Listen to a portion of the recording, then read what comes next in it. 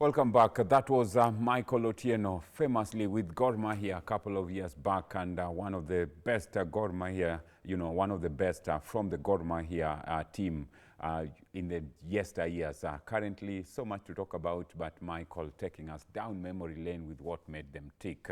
We now shift focus and look at the Commonwealth Games. The team went out there, performed better than the team that went to Gold Coast. The Kenyan team went out there with a total of 127, athletes out of, compared to 137 in the Gold Coast event. Came back with many medals, 21 in total. Kenya had 6 gold medals, 5 silvers and 10 bronze. In the Gold Coast edition, Kenya had 17 medals in total, 4 golds, 7 silvers and 6 bronze medals. The team came back, and we are privileged and honored to be joined by the Chief de Mission, CDM, that's John Ogolla, to just give us a brief of how events unfolded and were they happy as, as a team in terms of the performance of how the team went out there and, performed, or were there things that probably could have been done better? Let me welcome John in studio with us this afternoon. Mr. Ogolla, karibu sana. Thank you so much. Nice to see you. It's not too late to say welcome back into the country. Yeah, it's about 10 and 12 days. Yes, yeah. You're back in good time. Yeah. Karibuni sana. John, first and foremost, I must say congratulations. Went into the Commonwealth Games, you went with a slightly leaner team compared to the Gold Coast edition, but delivered better results compared to the bigger, team that went to the Gold Coast edition. What would you attribute this to? Oh, first of all, thank you for welcoming me here. It's my first time to be at the KBC studios. Karibu sana. Yeah, just to answer your question, the reason why we performed well this time, our processes, or rather the process that we adopted in terms of taking us to the games was very transparent. We had a very transparent selection. All the players that were selected in the team merited it, because everybody had to go through selection process, qualifying process, and that made us have good and quality players. The second thing, we got a lot of support from the government in terms of qualifying and giving teams support to be able to take part in events that would enable them to participate in the Commonwealth Games. Again, we had a longer period of time in terms of local preparations, local camp. We had 45 days that we were at Kasarani. That also contributed a lot in terms of being able to have a good team. Again, in terms of logistics, of course, the visa process went seamlessly. We had a little hitches here and there, but we managed to overcome that. And of course, traveling to Birmingham, we arrived on time, we acclimatized, and everybody was ready, and the weather too was good for us. Even though they call it summer, but to some of us, to our standards, we would call it winter. Yes. So just to say that, of course, we also had more events than in Gold Coast, even though we didn't win much on those events, but just the fact that we took more people, we had a lot of exposure. The teams that participated, at least majority went beyond the semi-finals to the finals. For example, the swimming team for the first time, a mixed relay, made it to the finals, something that has not happened before, and of course beat their local record. We had the 4x4 relay men, which we've never participated in, and they won a bronze. Yeah, 3x3 basketball men and women. It was the first time they were competing in such a kind of event. And of course, the wheelchair women basketball. So generally, the team was supported, the team was well prepared, the team was very focused, and we had a very clear, transparent management process. And of course, in terms of giving out information, our social media accounts were very active. We provided all the information on time, and I believe that also motivated the team. As we look at the performance of the team, you've mentioned good government support, better performance from the team, compared to the Gold Coast edition. First and foremost, one would ask, what's the role of a chief de mission in such major tournaments or championships, because there you have general managers. There are those who call them GMTs. The GTM. Yes, the GTM. Then And you the also team have managers. yes, you have the chief demisio. What's the role of a chief demisio in such a huge, task in terms of taking the team out of the country and back? In a general term, you'd say the chief de mission owns the team, is the owner of the team. He ensures that the team is prepared to the standard that is required. He ensures that the team is facilitated. He's the link person between the government and the team, and he's the link person between the government, like now Kenya, and the organizers. And is the link between the GTM, the team managers, and the athletes now to the higher levels of management that runs these kind of games. We have the Central Management Committee, which is like now the technical arm of the government in terms of preparing the teams. And then after that, you have the steering committee, which is chaired by the CS, the PS, as the topmost decision organ, making organ. So the chief de mission gets information from all over and then disseminate it down and upwards and ensure that, the budget is followed, the logistics are in place, are properly, is properly captured, and everybody's taken care of in terms of allowances, in terms of training, in terms of, generally, it's like the father of the team.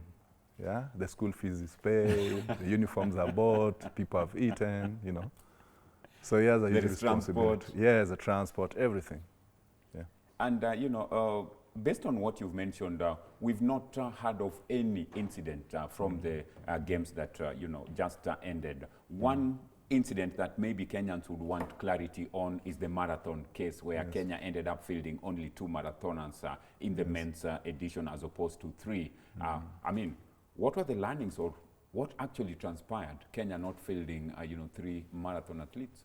Yes, it's unfortunate we didn't manage to field in 3. We had very high expectations of Eric Kiptanui, but I would have to say that that was an administrative error in terms of on the side of the organizers, which is the Commonwealth Games Organizing Committee, and then we have the Commonwealth Games Federation, and now you have the Kenyan team, the National Olympic Committee, who is in charge, who is more like the secretariat, in terms of coordinating the two.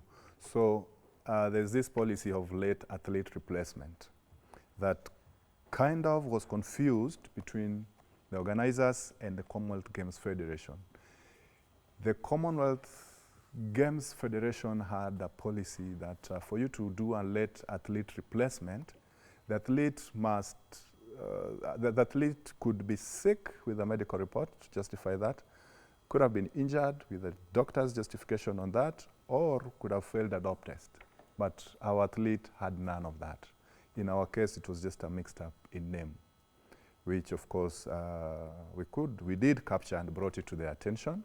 We went up to the top level, to the director of sports, just to try and correct this. But unfortunately, we didn't manage. But the saddest bit of it, the following day when we went to talk to now the World Athletics, now the technical arm that runs now the athletics events, they were able to change a name. We had 2 people with that kind of a problem, but they were able to change and the person competed. So it was just a mixed up in terms of policy, and going forward, we want to ensure that our processes are well articulated in a way that we are not affected by such kind of policies in the future. Well captured there, Mr. Ogolla, and definitely learnings out of all these situations. One of the highlights of the games was Kenya winning the 100 meters, through Fedi Omanyala. Many really expected it to be a dash between Omanyala and defending champion Akini Simbine of South Africa, but we carried the day. Yeah. That must have been one of the highlights for you, not as Mr. Ogolla, maybe as Team Kenya. What are the highlights of the games for you as Team Kenya? Actually, many people may not know this. That was the second time Kenya was winning 100 meters dash in the Commonwealth. First time it was in 1962 in Perth, Australia, by somebody called Sefine Ataro, who was an Asian origin. So by Omanyala winning, again, you know, everybody was surprised. Nobody thought Kenya Kenya could do well in 100 meters. That's Akini Simbine. Yeah, nobody thought that Kenya would do well in short races. Yeah, but as you see, it's something that has picked up, and we are doing better and better. Beside that, in the 4x4 men relay, you know, we got a bronze as well. So, you know, other countries, I don't think an African has ever won it. This was the first time.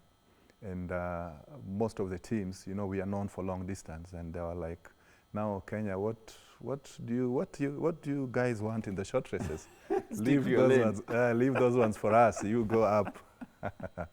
So my reply to that was, ask the Ethiopians to come out of our back, the Ugandans to come out of our back, and we'll just concentrate on the long distances. But it was an amazing experience. It was, you know, a big highlight for the entire games. Nobody expected it. Even Sambine did not expect it. But we have to congratulate Omanyala and Kenya for having, you know, done that good in the race. And of course, after the Oregon fiasco, this was a very good motivation for the team. For the team, yes. And also Fedi himself. Yes, Fedi himself, yes. What was the mood like in Team Kenya when this gun was about to go on right now? Was the belief there, or there was a lot of tension? You know, in any competition, everybody's tensed, because you never know. You could have taken the best. But at this point, you knew it was home. Yeah, when we 20 meters to the line, you know, we knew we had it. And everybody was jubilating, you know, everybody was very happy. The stadium was, nobody expected it. How was it like when Omanyala came back into the camp, into the evening? Everybody was, the camp was, you know, people were making noise, photos, singing, and a lot of excitement. It must have set the mood and put more pressure to the other athletes. Sure. And it opened for us now after that. Many more started coming in. People did very well. A lot of people broke their personal best records. Correct. Yeah. And also seeing Julius Yego making a good comeback, you know, with a bronze medal. Yeah. And also bronze in powerlifting. Yes, you know, para-powerlifting. Para-powerlifting. Yeah. Lots to talk about, you know, as a team. What message would you have now for different federations now that you sent and you managed a bigger team compared to the previous event in the Gold Coast? Now, you know, we are looking forward and clearly saying that we can focus with a lean team but deliver better results. What's the message to the different federations in the country? This is not just to the federations. Correct. This is more of a country thing. We've prepared well, but basically, most of the time, we've done more physical preparations. We're not tactically or technically at that level where we can compete with the first world. So physically we are good. We know the basics. We understand the basics. We are getting there, but we need to improve on our technical and technical. What I mean by tactical is now getting to learn maybe an approach, a scientific approach towards, you know, participating in some of these games. Technical would mean getting to understand the rules. Sometimes you can use the rule to, you know, get an advantage over an opponent. And of course the equipments that we use for training. Some of the equipments that we have are not up to standard. So as a country or as federations, we need to look into that. We need to move a step, a notch higher in terms of training our coaches and managers to the current, you know, world standards. Some of the techniques that we are using are still not, you know, up to that standard that we would be comfortable in terms of, you know, competing with the likes of the Britain, the Australians and the Canadians. But we are trying. We brought in the mental coaching, psychological preparations, mental skills for our athletes. Of course, we had sports scientists also trying to work with our teams. Of course, the physios with modern equipment, just to ensure that we are not that badly off, but we need to put we need to stress much on the tactical and the technical aspects of our preparations. As we look at that, Mr. Ogolla, we know that globally we are not out of the woods yet from a COVID protocol point of view. How did you ensure that the team was COVID-free and ensured that the teams were all kept within a very confined space to ensure that safety and health of the team was given a priority, and went and came back without any issue, knowing that we are not out of the woods yet? Yeah, just to again clarify in terms of how that was managed, I'll take you back again to explain to you like the different components of the CDM managing a team. The CDM has several managers beside the general team manager.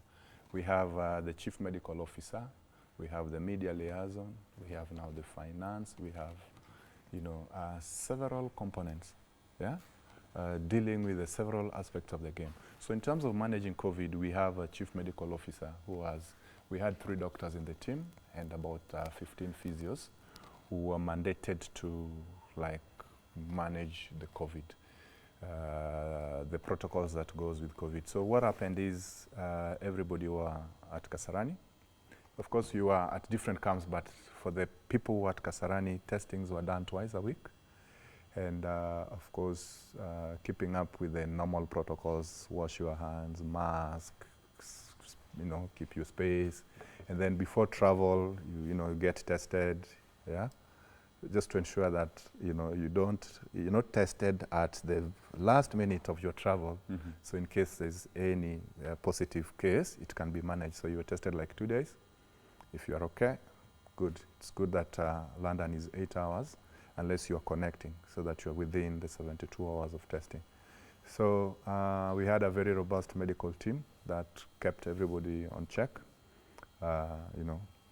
Regular testings, following up, keeping up with the protocols of masking, washing your hands, and your distance. Yeah. Wow. Because and then, of course, again, in terms of traveling, we staggered our traveling so that people don't travel as a group in case of any, people traveled in batches. So in case one group is affected, they can be isolated and treated separately. In terms of housing the team at the camp, was there a bubble?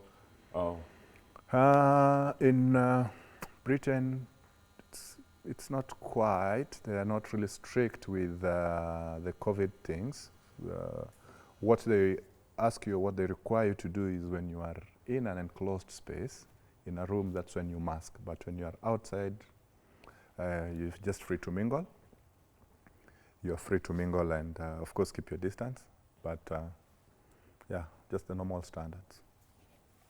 Okay, and, interesting that you had so many, different disciplines this time. For the first time, you had the 3x3 basketball. Yes. You had hockey. Yes. ladies also taking part. Lots of experience for them, despite not having the best of results. Yeah. But you can argue that they really got an opportunity to test themselves against the best in the world.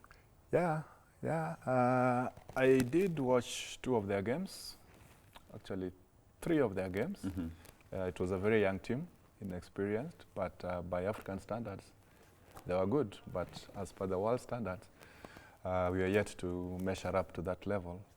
They got a good exposure. I encouraged them as much as they lost. I was personally there to encourage them and tell them, as much as you've lost, but you've learned something.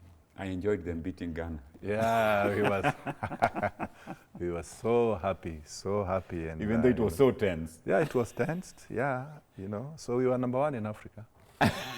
A consolation there. A consolation. Mr. Ogolla, what would your parting shot be now that the team went out there, came back with some better performance compared to the previous edition, which was in Gold Coast?